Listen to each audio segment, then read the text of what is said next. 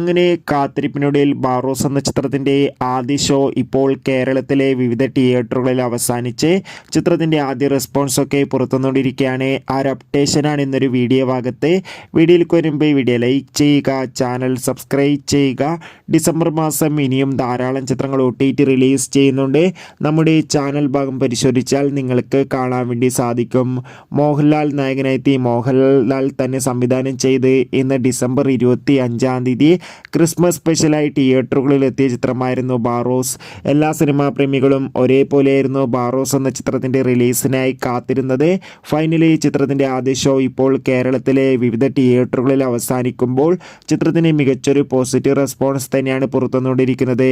ചിത്രം കാണുന്ന സിനിമാ പ്രേമികളെല്ലാവരും ഒന്നടങ്കം പറയുകയാണ് ബാറോസ് എന്ന ചിത്രം മികച്ചൊരു ഫാമിലി 3D ചിത്രമാണെന്നും ചിത്രത്തിൽ ലാലേട്ടൻ്റെ മികച്ചൊരു അഭിനയം തന്നെ കാണാൻ വേണ്ടി സാധിക്കുന്നുണ്ടെന്നും. കാത്തിരിക്കാം കൂടുതൽ റെസ്പോൺസ്.